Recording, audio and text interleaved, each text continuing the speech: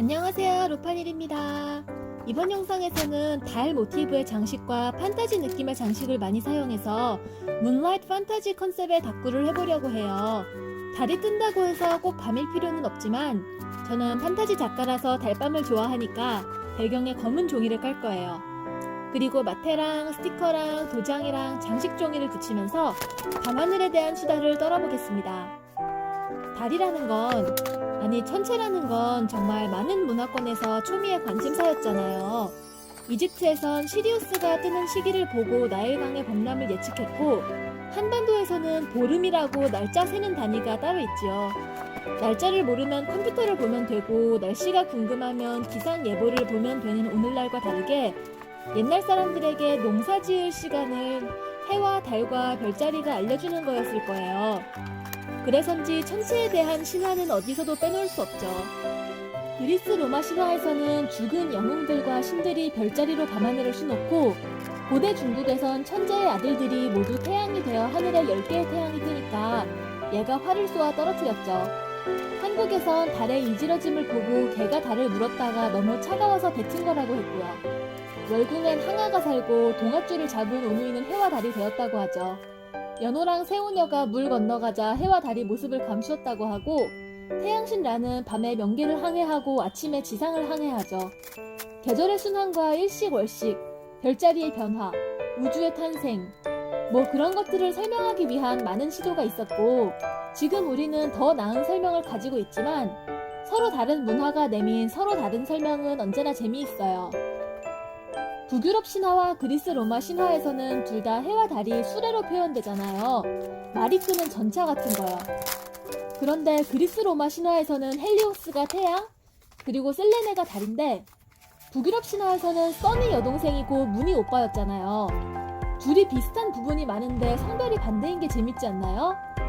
실제로 게르만계 언어에서는 디존네, 데어몬트처럼 태양의 성별이 여성이고 달의 성별이 남성인데, 라틴계 언어에선 로솔레이어, 라륜처럼 태양의 성별이 남성이고 달의 성별이 여성이잖아요. 신화가 먼저일까요? 아니면 원래 각 명사의 성별에 대한 이미지가 있어서 신화가 그렇게 붙은 걸까요? 궁금하네요. 왜 아서왕 이야기 시리즈를 보면 거웨인 경이 해가 떠 있을 때는 힘이 센데 해가 지면 약해진다는 설정이 있잖아요. 아서왕과 원탁의 기사들 이야기는 지금으로 따지자면 동인 설정 같은 거라, 그런 얘기는 역사적 사실이 아니라 12, 13세기 작가들의 믿음 체계를 알 수 있는 도구로 활용해야 하잖아요. 장 마르칼의 아발론 연대기에 보니까 거웨인의 그런 속성을 태양의 남성적 속성과 연결지은 연구자들이 있나봐요. 하지만 아서왕 시리즈의 배경이 된 켈트 문화권은 달이 남자고 태양이 여자니까 그 해석은 잘못되었다는 지적이 뒤를 따랐어요. 그러고 보면 요즘 트렌디한 로판에는 다신교가 별로 등장하지 않는 것 같아요. 당연히 다신교적 세계관이 아직 있죠. 전통적인 다신교적 세계관도 있고, A국에서 알파신을 모시면 B국에선 베타신을 모신다 식으로 각국이 모시는 신이 다른 세계도 많이 봤어요. 하지만 정말 많은 경우에 배경이 되는 국가의 신이 크게 하나가 있으면 그 아래로 초국가적인 교황이 있고, 각국 사제들이 그의 교리를 만들어서 흑막이 되고 성녀를 키우고, 그런 식으로 세계가 짜여져 있다는 느낌을 받아요. 정확히 세대를 가르거나 전에는 있었는데 이제는 없다는 식으로 말할 수는 없는데, 다신교적 세계관에서 유일신교적 세계관으로 유행이 옮겨온 경향이 있는 것 같아요. 신전 내부에서 사용하는 용어도 예전엔 하이프리스트, 신관, 수습신관 순이었다면 요즘은 교황이 맨 위에 있잖아요. 신전이 사람들의 미시적 삶에 미치는 영향도 적어진 것 같고요. 카톨릭의 영향은 있는데 신의 힘이 스토리에서 재미있는 감초라기보다 현대 한국에서 보는 개신교의 이미지를 입었다는 느낌이라고 해야 될까요? 우리가 21세기를 살면서 보통은 우리 생활의 주기를 종교적 교리에 따라서 정하진 않잖아요. 그러니까 굳이 따지자면 요즘 소설은 예전에 비해 더 현대 우리 삶과 비슷하게 쓰인다고도 볼 수 있겠네요.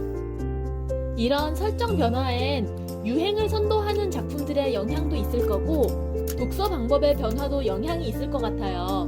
제가 맨날 말하는 예전은 2000년, 2001년 막 그때거든요.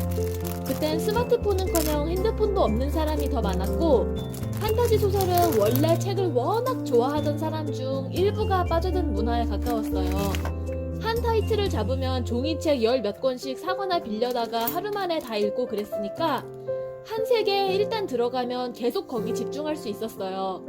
또 주인공과 함께 그 세계의 가장 깊은 던전부터 가장 높은 산꼭대기까지 속속들이 구경하면서 모험했으니까 세계관이 독특하면 너무 좋았죠. 그리고 보통 모험물이니까 주인공 일행에 신관이 있는 경우가 많았고요. 힐러는 있어야 되잖아요. 한국 판타지의 도입은 아무래도 TRPG 쪽에 공이 크고 가장 초기의 동호회는 D&D 하시던 분들이 계셨을 테니까 네, 저 그때 너무 어렸어서 현장이 없어서 정확히는 모르지만 그렇게 들었어요. 1세대에서 1.5세대 판타지는 D&D 스타일로 다신교적 세계관에 각 신을 모시는 신관들이 다 따로 있고 그 신관들이 특화된 능력도 따로 있고 그런 식이었어요. 드래곤 라자가 아주 전형적인 예인데 주인공인 후치 일행의 테페리를 모시는 신관인 제레인트가 합류하지만 에델브로이의 신전과 레티의 신관들도 중요한 등장인물이죠. 테페리의 신관들은 두 가지 선택지가 있으면 반드시 그중 하나, 옳은 선택을 할 수 있고 레티의 신관들은 전투 능력이 뛰어나요. 그 외에 일본 문화에 영향이 있지 않을까 하는 생각도 하는데 지구의 여러 문화권의 신들이 신기에 진짜로 막 다 모여있고 우리가 모르는 다른 차원의 신들도 거기 있다는 식의 설정도 많았어요. 그리스 로마 신화의 아레스, 아프로디테, 아폴론 그런 신들도 있고 북유럽 신화의 오딘, 프레이르 그런 신들도 있고 미카엘, 라파엘 같은 카톨릭의 천사들도 있는 거죠. 그들이 다 신계에서 복닥복닥 공존하며 살면서 자기를 잘 모시는 신자들에겐 축복을 내려주는 거예요. 퍼펙트 메이드라고 제가 재밌게 읽은 소설이 있는데 그 소설의 주인공은 무협 세계에서 검으로 최강자의 자리에 오른 여성이에요. 전쟁의 신에게 사랑받고 있죠. 그런데 다른 대륙의 어떤 여성이 자긴 이제 곧 죽을 텐데 불쌍한 우리 아들 좀 제발 돌봐달라고 집요하게 기도해서 그 기도를 받은 다른 신이 주인공을 살살 꼬셔서 수련겸으로 시녀 일을 한번 해보라고 하는 거예요. 막 삼신할머니도 나오고 신들끼리 싸우다 다치는 얘기도 나오고 그랬어요. 그런데 지금은 기본적으로 판타지 독서가 제가 얘기하는 여기서 판타지는 로판 얘기예요. 아무튼 그 독서가 종이책을 통해서 이루어지지 않잖아요. 종이책은 굿즈에 가깝고 그보다는 하루에 한 편 5,500자를 그것도 동시에 여러 편 읽는 게 보편적이니까 설정이 너무 독특해서 이해하는데 오래 걸리면 저부터 힘들어요. 다음 편 기다리는 24시간 동안 잊어버리기도 하고요. 동료 작가분들이랑 자주 하는 말인데 독특함을 위한 독특함을 추구할 필요는 없는 것 같아요. 중요한 건 이야기고 갈등이고 인물 내면의 변화니까 그걸 추구하기 위해 세계관이 보다 독자분들에게 익숙한 형태로 조형되는 것이 낫다면 그게 좋죠. 그리고 이제는 인물들이 던전 안 털고 사회생활 하잖아요. 신관들도 모험 안 하고 사회생활 하잖아요. 그렇다 보니 이 세계에서 신이 몇 명 있고 그들이 사람들의 삶의 디테일을 어떻게 현실과 다르게 독특하게 변화시키는지에 대한 묘사의 중요성이 점점 줄어드는 것 같아요. 어휴, 저 밤하늘 얘기한다고 해놓고 라떼 판타지 얘기를 지금 몇 분 떠들었는지 모르겠네요. 이제 다시 밤하늘로 돌아갈게요. 여러분 혹시 메리 포핀즈 읽으셨어요? 저 초등학교 저학년 때쯤인가 사촌 오빠가 저한테 메리 포핀즈가 섞인 세계문학 전집을 줬어요.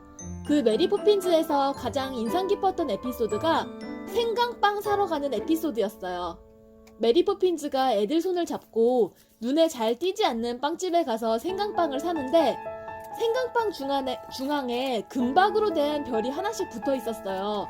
그리고 그날 밤 애들이 잠에서 슬쩍 깨서 훔쳐보니까 메리 포핀즈가 그 별을 들고 사다리를 타고 하늘로 올라가서 하늘 위에 별을 하나씩 꽝꽝 박았대요. 그 얘기에 너무 감명을 받아서 전 집에 있는 은색 코일로 별을 만들려고 했는데 코일이 구겨져서 처참하게 실패했었어요. 밤하늘에 그렇게 로망이 많고 어릴 때부터 우주를 좋아해서 우주에 대한 책을 어린이치고는 열심히 읽었었는데도 저는 별이 아주 많은 하늘을 못 보고 자랐어요. 거의 평생 서울에서도 아주 매연이 심한 지역에서 살았거든요. 잠깐 외국에 살았을 때는 그래도 날씨 좋으면 별이 20 몇 개 정도는 보였는데 우주를 좋아하는 사람이 만족할 양은 아니잖아요. 그런데 딱 한 번 별이 많은 하늘을 본 게 중학교 3학년 때 간 수학여행에서였어요. 원래 마지막 날에 캠프파이어 하면서 막 애들 괜히 울리고 그러잖아요. 그렇게 캠프파이어를 할 때 불을 켜기 직전에 주위의 모든 인공적인 불을 다 껐거든요. 동해의 바닷가였고요. 그때 하늘에 정말 쏟아질 것처럼 박힌 별을 봤어요. 그게 너무 아름다워서 다시 한번 꼭 보고 싶은데 아쉽게 아직은 기회가 없었어요. 지금 다이어리에 달도 붙이고 우주도 붙이고 저택 울타리도 붙였잖아요. 이런 풍경을 배경으로 쓴 장면이 읽고 싶어요. 저택에서 빠져나간 아가씨가 끝없이 펼쳐진 들판으로 달려나가 요정과 춤을 춰도 좋겠고, 그러다 다음 날에 다시 와봤더니 주위에 동그란 모양으로 풀이 패여 있으면 더 좋겠죠. 낮이 완전히 밝기 전에 몰래 돌아간 저택에서 요정에게 선물 받아온 반짝이는 돌을 서랍에 간직하는 거예요. 달이 3개인 건 제 취향이고요. 판타지 세계에는 달이 많은 게 좋잖아요. 은색 달을 찍은 잉크와 반짝이 풀이 마른 다이어리에 은색 펜으로 일기를 쓰고 판타지 로망을 자극하는 스티커를 몇 개 더 붙였어요. 다 마르기 전에 손을 댔더니 잉크가 좀 번졌지만 그래도 예쁘게 마무리된 것 같아요. 오늘 다꾸 완성되었습니다. 이번 영상도 시청해주셔서 감사합니다. 다음 영상에서 다시 만나요. 안녕.